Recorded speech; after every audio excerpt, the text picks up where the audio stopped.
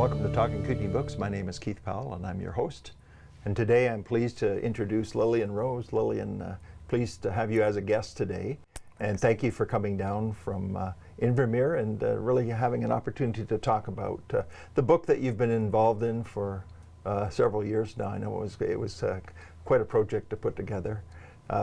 Correct me if I'm wrong, it's pronounced Capquith. Is that correct? Capquith. Capquith. Yes. Okay, thank you. Yeah. And let me just explore what is the name, what's the significance of the name?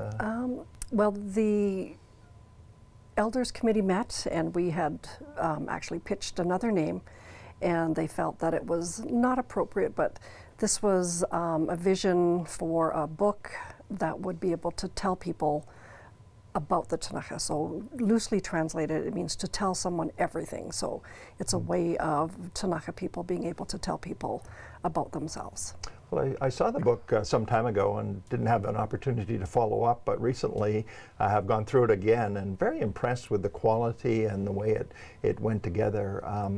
How involved were you? How hands-on were you with the project? Well, I started at least almost 3 years ago with a vision for a publication, and I know that people in the book writing business often say that the look and the size all is sort of the last things that you determine, but I had a vision for what I would like it to look like. I'm a great connoisseur of books and magazines, and so I know that many magazines or books I will take and then recycle, but we wanted this to be something that when people got it, that they would hold on to it. And so many decisions around what it was going to look like, the size, and put together a really good team to help bring the vision for the magazine to fruition.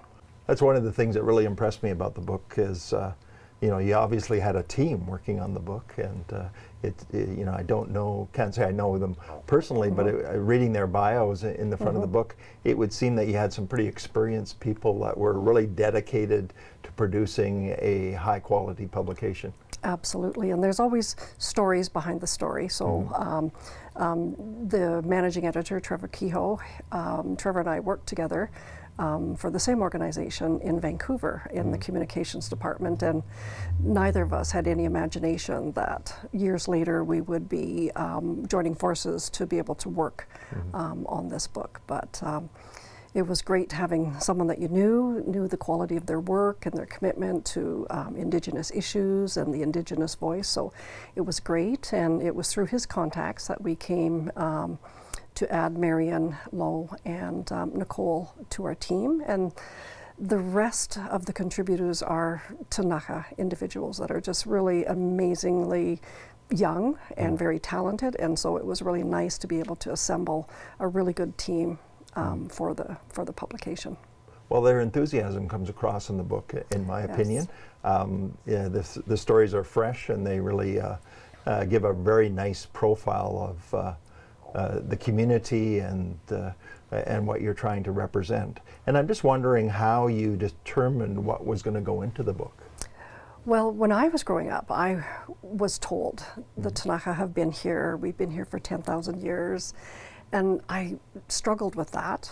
And then through some of my other work with archaeology and with Forest Service and being out on the land, I figured out that when you find archaeological sites beneath a certain layer, you can actually date that. And it's very crazy that the last known eruption of Mount Mazama was 68 BC, and so we were finding archaeological evidence below that level. And so it had a science and the oral history. They started to meld, and so I really felt it was important that that get carried on to the next generation. With each subsequent generation of Tanaha, we lose little bits of our stories, and so this is a way of compiling all of those stories so that our future generations can take it, as well as those people that live within our traditional territory, so that they can get a deeper understanding of our connection to this place, and that it's backed up with science and oral history, as well as documented archival. Right. Well, your connection to the land and to the territory certainly comes through in the book, and that you profile it so nicely, and I'm just wondering if you could just maybe give me a little bit of background about the Ktunaxa itself, who comprises the nation, and how you work together, say, on a project like this. For sure. So we have a territory, and it's a very large territory. It certainly isn't what we know today. There have been many, many impacts to our traditional territory that were way beyond our control.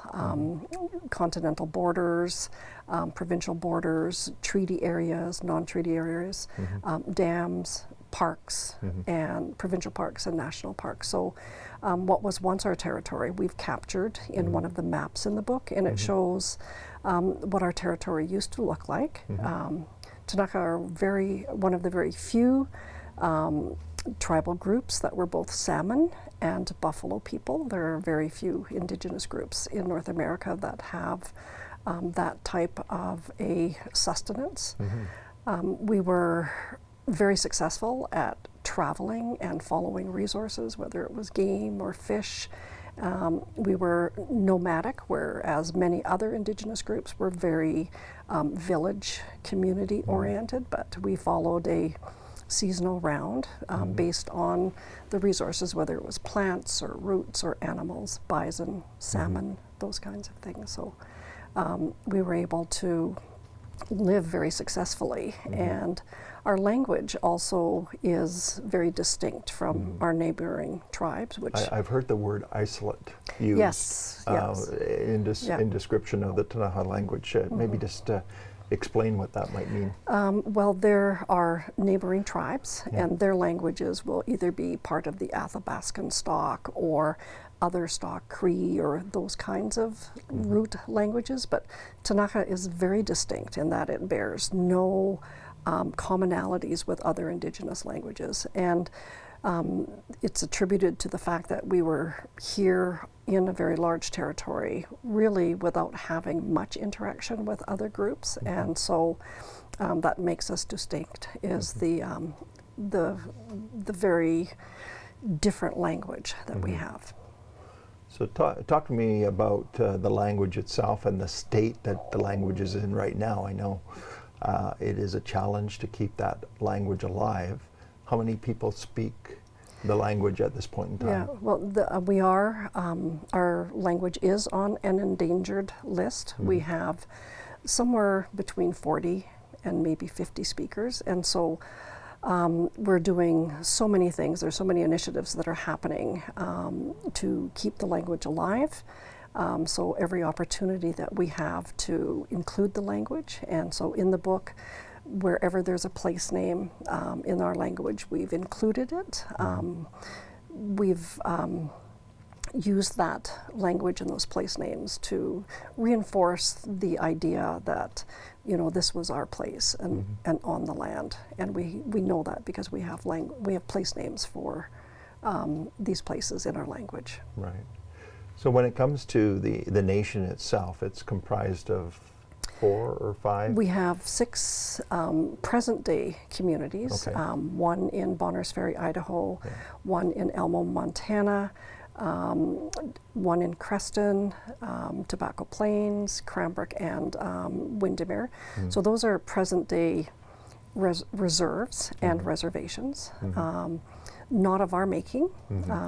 When the introduction of the Indian Act, it dispossessed us from our traditional territories. And so in the book we also talk about what our territory used to look like versus what it looks like today, so that people have some understanding. And we have a challenge of people rewriting history today, and people making claims when in fact it's only been as a result of the loss of buffalo, the loss of salmon, the Indian Act, or the reservation system that has put us where we are currently residing today on Indian reserves. So the whole exercise of putting the book together, an amazing project, where you worked on it for a number of years. Are you pleased with the way that it all came together? I know I'm impressed with just the you know, the way it presents itself graphically and so easy to read and great images and so forth. Yeah. What was your first impression when you got that first book and you looked at it? Wow, I had a very difficult time being the editor-in-chief because I had to proofread everything, and there were many times where I couldn't get through an article because it would just sort of overwhelm me with, you know, I still haven't quite identified what about it is very emotional, but I think pride is one. You know, you think you know people, and so we've profiled quite a number of our people in the book, and you think you know them, but you don't really know them. So for me, it was a chance to get to know them a little bit better. And we had a young writer, Martina, who I don't necessarily think that was where she thought she was going to be, was interviewing people, but she did an exceptional job in meeting with these people and getting out parts of their story that we may or may not have really known about them. So it was a way of, people think they know Tanaka, but it was a way of really personalizing many of the people that we have in our communities, the artists, the business people, the politicians, which we have many of. Right. So it was an opportunity for you to tell the story of your people. Why do you think it's so important that you do that? Well, today we have, like I said, we're in a geopolitical battle. We have a lot of things happening within our territory that are really exhausting the Tanaka. There's been many environmental issues, everything from jumbo to selenium pollution to eradication of buffalo, restoration of salmon, and so it's those are a lot of efforts that are Tanaka led, whether it's provincially or nationally, and so that's something to be very proud of. And so to educate people about the full spectrum of Tanaka people and their place on their land, their history, and also the future as well. And so the book, I believe, captures some beautiful aspects of where we're going as Tanaka people. Right. You know, one of the things that struck me about the book is that, you know, it's great to read, looks great visually, but it's very practical in its approach as well. I think, if I'm not mistaken, there was like a business directory listing a number of Tanaka-based companies. How did that all come about? Well, part of the nation, we have the employment sector, and so their job is to form partnerships and business arrangements and dealings with companies that work within our territory. The direction that the government has come in the last 20 or 30 years recognizes that in British Columbia, without a treaty, that Indigenous people, and in this case the Tanaka, are still the owners of the land until it's either treated, bought, or sold. So there's a real atmosphere of recognition by the government, but also industry that works in. So this is a way of promoting Tanaka businesses to the larger industries that are out there. And, you know, when Tanaka people prosper, everyone prospers. And I think a lot of people understand that concept. And so just like any other portion of society, people have different interests and talents. And so this is a way of bringing attention to the fact that we have and we've always had an economy, and it's been a very lucrative economy in the past, but has now changed to what we have today. So very resource, often connected to the land, it seems like many of these businesses. And it sort of speaks to the entrepreneurial efforts of the Tanaha and really working hard to bring these businesses forward. So I just wanted to go back right to the beginning of the project. I think at one point you mentioned that there was some involvement with national parks. Can you just talk a little bit about that and how that sort of developed? Yeah. So each year of recent time, we celebrate Truth and Reconciliation. After the closure of all of those discussions, there's a national day assigned to that. And so there are commitments, many commitments in the Truth and Reconciliation. So governments were asked to see what they could do as far as meeting some of those commitments. So there were park staff that said, oh, as a result of my commitment, you know, we have this program dedicated called Stories of Canada, which is dedicated to bringing back the Indigenous voice in the national parks. And so there's many ways in which that is happening, committees, whatever, but in this particular case, I just showed up at a meeting, was asked to show up, and they weren't sure what they were going to do with the allotted monies, and so that's when the pitch came out that we'll do a publication which captures things like our traditional lands before dams, before borders, and who are the players and what is the future. So it was a sort of a here's what I think, and then sort of nothing. And then when I got a job with the Ktunaxa Nation Council in their traditional knowledge and language sector, and one of my first tasks was, here you go. So it was meant to be. I really believe that my part in it was to manage all of the aspects and some of the amazing talent that we have, and to be able to document it in a way that would make Ktunaxa proud, but also other people who live in our territory more aware. So almost like a full circle. So you Yes. came up with the idea, and then it took a while before it actually came to happen. But I'm sure you're happy that you were able to guide it through and see it to completion. Absolutely, yeah. It was one of those things, and there's another backstory to that about a book that I tried to write, that I had an absolute failure, but I found personally that the work that I did on that, I was able to take absolutely everything that I had learned and put it into this publication. So for me personally, that was one of the best things that happened, was that I was able to make a good out of something that wasn't necessarily successful All in the that past. experience transferred quite nicely. Absolutely, yes. Yeah.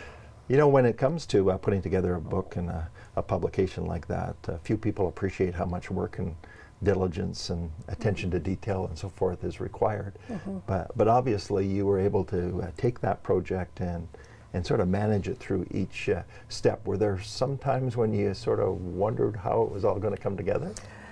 No, actually. No, it was, I think that we spent, the team, the managing editor, and the graphic designer, we spent enough time talking about it. We created the vision for it. We communicated what that vision was to be, and it was really beautiful to see how it was executed. We did a precursor about, you know, we outlined what we wanted to see, and you know, and then we had everything planned out, and then nothing happened according to plan, but we ended up with something that was just a really nice fruition to a couple of years of work. Well, it really speaks to undoubtedly your ability to collaborate and work together with the team and show leadership on that team for sure. Now recently, the book received a prestigious award, and can you just tell us a little bit about that? Yes, we received a gold at the National Magazine Awards this year. We were one of 200 out of over 1,000 entries into the awards ceremony, and we were entered in the editorial art design division, and we thought, oh, that's nice, 200 of 1,000, and you look at the list of the magazines, Maclean, Zoomer, like some of the top magazines in the country, and we thought, oh yeah, that's nice, but what chance do we have, right? And then when we were notified that we were one of 8 in the editorial art design, and we kind of knew just when we got it, and we just looked at it and we thought, you know, this is really special. And so it was a very exciting award, and to go from, and just being able to collaborate with the amazing Ktunaxa artists and writers, and having some really good, solid graphic designers and you know, managing editors to bring it all to fruition was pretty exciting. Yeah, congratulations. That's a prestigious honor for sure, and again, sort of reflects on the effort to put together a very quality publication. So I wanted to talk a little bit about the educational component of the book as well. So it's a great read, it looks great, but if people read through it, do you feel that they'll really get a feel as to the message that you would like to convey? Yeah, I think that one of the important elements I felt was the timeline, because what we have today is not just the way it's always been. So I really felt that a timeline, and it really does only capture some of the major events that have had impacts on the Ktunaxa. Is there any initiative to sort of reach out to the schools or educators or that kind of thing and share that? Yeah, we did meet. I did meet last fall with the BC Ministry of Education, and said that we really want this book to be part of the core curriculum, especially within our traditional territory. And I think there's 8 or 9 different school districts, so we are working with them to get them to purchase the book. And there's a number of grades within the BC curriculum where you study Indigenous studies. So we have this book available now, which was really one of the purposes, is that it can be used as an educational resource. Right. But it's also the beginning of other future curriculum projects, like any item that is in the book can spin off into a whole other realm and discussion and curriculum. Right. So that takes us to a little bit of looking into the future. What plans do you have? Are you looking at doing another publication? Is this sort of a freestanding publication? Or any plans for the future? I think, within our traditional knowledge and language sector, we see the development of more curriculum. We're really looking right now to try and get a better handle on the distribution, and with some great advice, we're going to be pursuing that. And then we're also looking at any other groups that need more information. We're looking at developing more detailed curriculum, whether it's about bison, whether it's about salmon, whether it's about sturgeon, or whether it's about the timeline. So we're really just at the tip. We've sort of laid down the foundation for a whole. So you could really build from this, absolutely, and use it as a sort of a platform for further investigation and education initiatives. Yeah. And we've also distributed it quite broadly around Western Canada, and so we have a lot of other Indigenous groups looking and saying, we need this as well. And so it's nice to know that the work, the team, the approach is transferable to other Indigenous groups as well. So, So I just want to talk a little bit about the actual physical book for a moment. So beautiful paper, beautiful images, obviously a very high quality print job. How involved were you in all that process to ensure that quality came through? I think that I was involved in every detail, and I had a vision beforehand, but it was a lot of consultation. The decisions, I had ideas, but decisions were made by our Elders Advisory Group. I still remember the meeting date where I said, here are some samples, and here's some samples of paper. And so the press, the printer that we worked with, sent us all sorts of options, and so it was really nice because they were feeling it and they were saying this is what we wanted. So it was a group decision about the size. The cover page, I don't think anyone had any qualms about. As soon as we saw that picture, we knew that Michael Fisher was going to be on our cover page, and then we really liked, we went and jazzed it up with the raised letterhead and the foil printing, so that people would feel the quality of the magazine. Yeah, well, you've done a good job because it definitely has that sense of quality to it. And I think that speaks to the importance of the story that you were telling as well. It certainly speaks well in that aspect. So again, thank you, Lillian, for taking the time to be our guest. I wanted to ask you, just before we wrap up here, what's your favorite part of the book?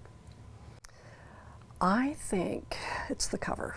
Yeah. But I love all the photos. Blaine Burgoyne, who was one of our Indigenous Tanaka photographers, he had amazing pictures. And my favorite part is that there were over 10,000 photographs that we combed through, and these are just a sampling. There's many more that were just as beautiful, just as striking. So perhaps another publication. Right. Yeah.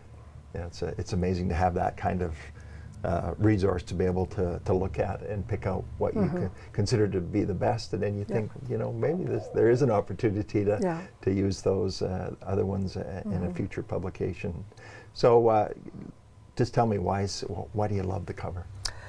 Because he's looking right at you, like you can see. And there's honesty, there's a fresh face. This is a young man who was named Kootenay Warrior because of his connection to his language and to his culture, and that he practiced it and lived it every day. So when I knew that he had been crowned Kootenay Warrior, and then just looking at him, I thought it was just a beautiful, beautiful capturing of a young man who is connecting with his culture, with his language, and very proud of it. Right. Yeah. I agree with you. The cover is very striking, and you know what? To me, it speaks to the future. Absolutely. You know, because I see his eyes looking forward. So so it's very good. So thank you for giving us an insight and an opportunity to explore the publication and the, you know, sort of even page through the educational portion of the book. I think people would really appreciate the opportunity of reading it, which brings me to, where can they get the book? It's available through Tanaka Nation Council. Also, we are working on our distribution, but currently we have Legends logo in Creston that carries it, the Creston Museum, Ainsworth Hot Springs. We have 4 Points Books in Invermere, Skincoot's Treasure in Cranbrook, and the museum in Nelson, and the museum in Revelstoke. So and then some of the outlets attached to the national parks, the little Friends of National Parks, will also carry them as well. And it sounds like you're working at maybe expanding that distribution as well. Absolutely, yes, absolutely. We also have copies at the White Museum in Banff as well, and they were very good. And wouldn't it be a wonderful thing if all students were required to read the book? Well, I think that's what we're going to work on. So we truly believe that it's a way of educating people in a very positive, and, you know, like I say, when Tanaka people prosper, we all prosper. And I think people are looking for a deeper connection and a deeper understanding. And I think that this book provides some of that for the reader. Good. Well, thank you very much, Lillian. Thank you. Appreciate you being a guest. This has been Talking Kootenay Books, and my name is Keith Powell.